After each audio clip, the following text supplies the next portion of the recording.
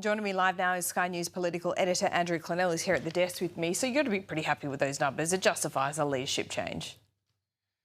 I don't know if I'd be happy with a 22% primary, Laura. But we're coming off a low base here, Andrew. I think they could have got a bigger bump than that, particularly when they've been banging on about ISIS brides and the rest. I think they could have got 5 or 6%. So it's okay, but it's nothing to write home about.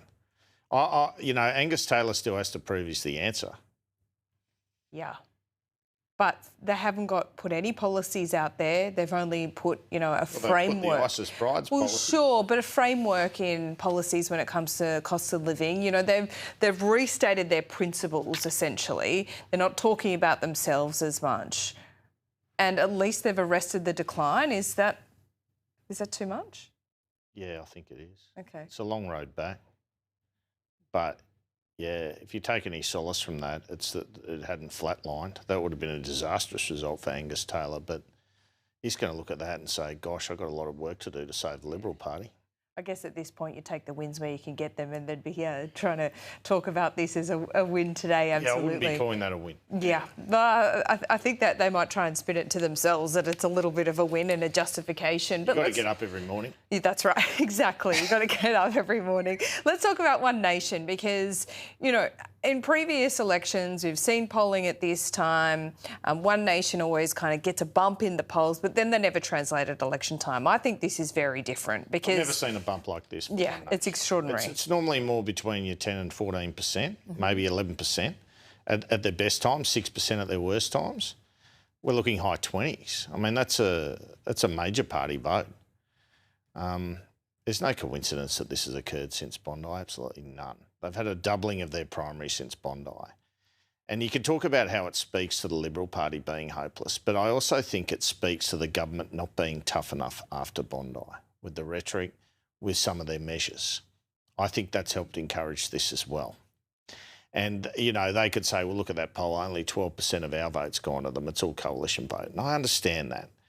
But I think that is definitely a factor. And what's changed, as I told Pete this morning, what you really find, and if you're in any sort of community group on Facebook or something like that, people are saying now openly, I'm going to vote for One Nation. You tell me a time since One Nation was set up around 1998 that Australians have done that. Yeah. And that is what has changed. It's the quiet voter. They're no longer quiet. And they're not embarrassed to say they'd vote for Pauline Hanson. I mean, there's a lot of different theories as to why that has changed. I think there is this now idea, Andrew, that, we've been told you work hard, you get ahead. It's the lucky country. There's the land of opportunity. You just have to work hard and seize it. Well, people are finding out that they're doing that and they're not getting ahead and they can't see their children getting ahead. So that brings in the migration story. It is red hot, absolutely, and people are looking for someone to blame and they want a government not to ignore their pleas on that. But I think it's more tied to national security than the economy. It may even be young people are what you're just talking about that are going to One Nation, because we saw even some Greens voters going to One Nation in that. Like 10% of Greens voters, it's startling. The older generation, I think it's more about national security, Bondi. What are you doing about immigration? And I have to say it, I can't shy away from this. What are you doing about immigration from Islamic countries? Because this is making Australia a different place. This is what Australians are saying. We can't sit here and be politically correct about it. That is what is driving this vote, in my view. So you'll see both parties go to the right on this because, it's the iron laws of arithmetic. Yeah, it certainly is. I do think cost of living is a major part of that, not just security, and put it maybe 50-50. But the other thing here to consider what happens at the next election, though, lower house seats being a party of government for One Nation, they're not seriously considering that. That's why Barnaby Joyce is talking about running in the Senate, right? He could probably win New England. He's not ruling out New England. No, he's not, especially when I spoke to him last. I think he'll run for New England. If we have poll numbers similar to this, he'll be under enormous pressure to run for New England. I think he should, because I think One Nation will get the spaces, the seats in the upper house anyway. And that's where the whole equation changes next term. Labor's not going to lose the next election, right? But one nation unlikely, yeah. could hold the balance of power in the Senate. And couldn't that just change the equation just dramatically for a Labor government? Well, you might find for a Labor government, if that were the case, and we're a way away from that, but if that were the case, that they would have to work harder with the Liberal Party to get their legislation through. Simple as that. Otherwise, you're not getting anything through. I think that would be the result of that. The other thing I want to put in front of you is, can One Nation win Farrer to have their first House of Representatives seat? Do you think the answer is yes? Only if they can recruit Helen Dalton, who's the state independent member. She won't even pick up my phone calls.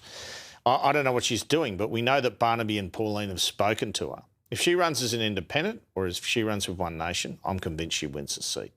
Interesting. And look, Anthony Albanese was indicating the other day when he was in Farrer. Interesting that he went to Farrer to say, oh, no, we probably won't contest this seat. But he was being quite cheeky in saying the Liberal Party needs to put One Nation last. I mean, that's a wedge that would have worked maybe 10 years ago, but I just didn't understand the tactics behind that. That's not going to work. It puts pressure on him. It puts pressure on them. And why does it, though? Why would it be such a dirty thing to put... It's less of a dirty thing, isn't it? But is this the moment that policy changes? Because it has hurt the coalition in the past at state and federal level.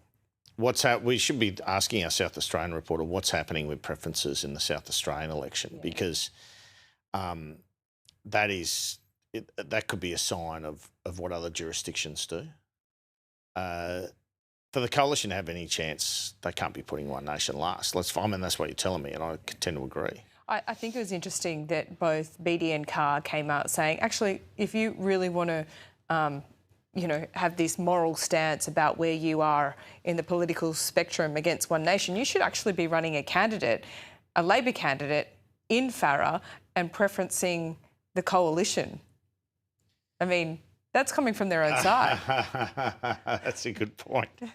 Look, preferences are going to be critical if we have anything near those numbers. I expect the One Nation vote to come back, but you can't guarantee that by the time of the next election. And the other thing is, does Anthony Albanese, if the coalition's still in a weak position, go in 2027? We know he's a full-term guy, but the temptation's definitely got to be there. The budget, the next big test as well. I think they are desperate to find areas in which they can cut spending, but it's not that easy. I don't think they're finding it that easy to find any significant savings. That's because they're not trying hard enough and they just want to tax us. Well, indeed. I would agree with you on that. The first thing Jim does, and I know he's probably listening, is he listens to Treasury and he goes straight for the tax lever. Let's get rid of the capital gains tax discount. I'd be happier with, and maybe they'll pull up income tax cuts with that. Yeah. And what they would do if they did this, by the way, is they'd say it comes into effect after July 2028, in which case, effectively, we'd need a mandate. It's being taken to an election. Totally. But it affects your forward estimates, right? But if they grandfather any capital gains tax changes, I'm not convinced they get that much money from it. But I would be happier with them doing tax changes if they showed they were fair income about spending, and particularly the NDIS. 5 to 6% growth is okay, apparently.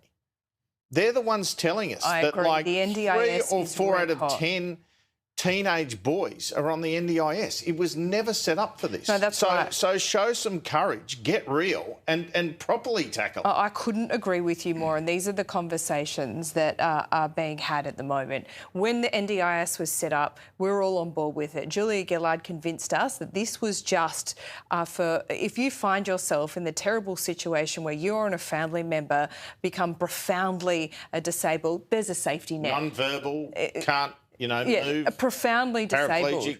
Now, it is blown out so much that I think that social licence and that agreement with the public has completely diminished. It's a difficult thing to talk about, but I think people privately do want to see absolutely guts ripped out of it. Couple of points. If you can't do this with 94 seats, you can never do it.